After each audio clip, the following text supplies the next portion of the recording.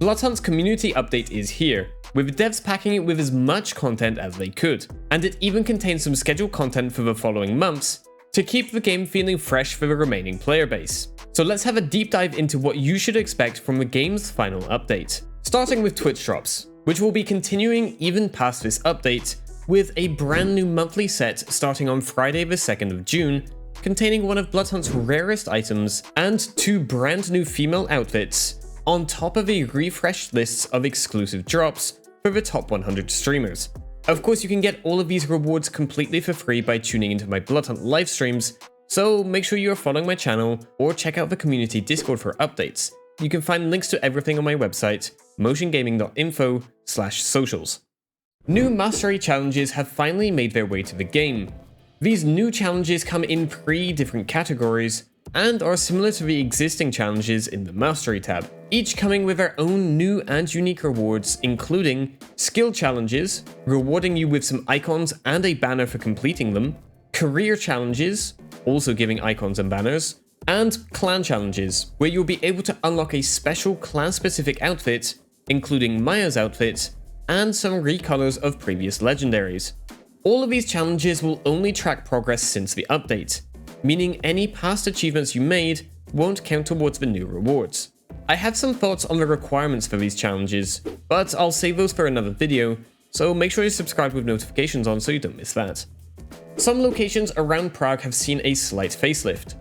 These spots are common places to find fights breaking out, and have always been very open areas with little to use as cover or assist in your parkour.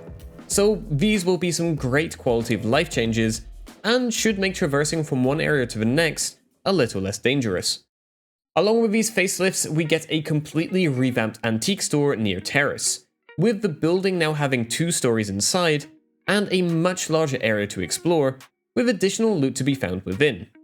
The other antique stores remain the same as before, so don't get caught off guard in those.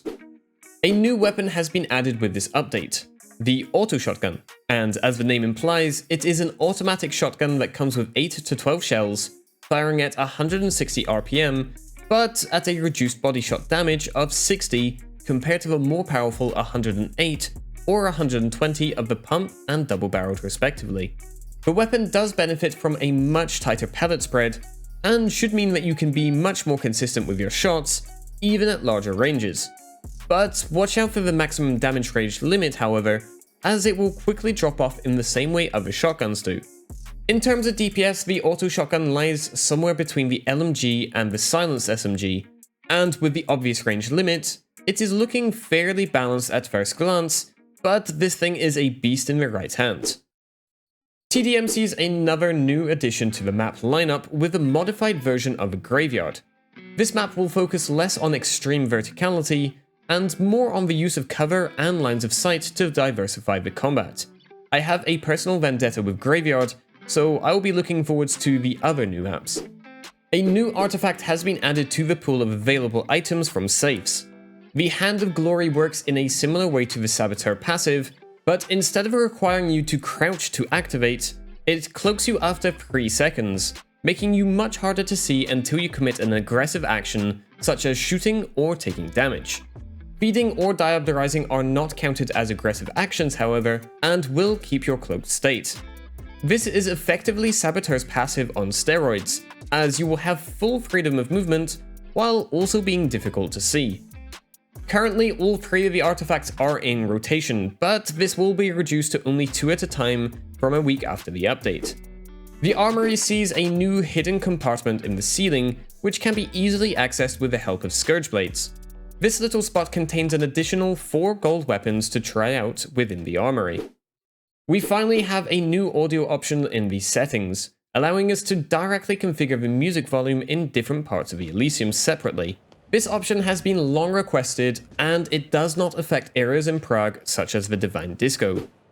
On top of these new additions to Bloodhunt, there are even more things to come over the following months, including 3 more weapons, 5 more TDM maps, and 3 more artifacts, as well as the already announced monthly store updates, bringing back favorite items from previous updates, and regular updates to Twitch drops. The store has received its monthly update and now includes all of these items. Special thanks to Bloodhunt Fashion on Twitter who prepared the image. A new community vote system has been put into place to help keep the game feeling fresh with these new additions and over the following months.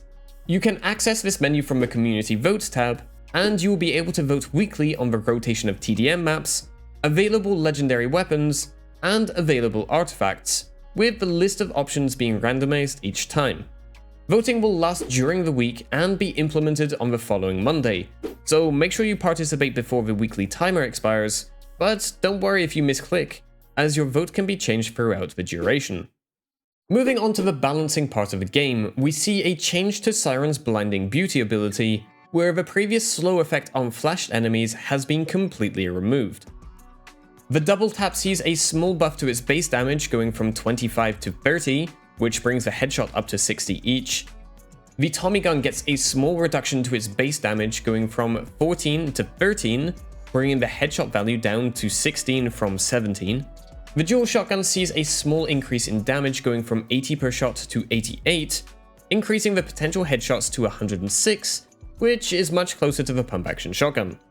Some perks have seen improvements to their viability. The Nobility perk now decreases a Bloodhunt duration to 10 seconds instead of 20. The Physician perk now also grants a syringe on top of a blood bag when feeding. Impervious now protects you from red gas for twice as long, going from 5 to 10 seconds, which is the same as a gas neutralizer. The Creeper perk now also reduces cooldowns by 50% while crouched, on top of increasing movement speed. This perk is only active while crouched, but can lead to some very quick abilities.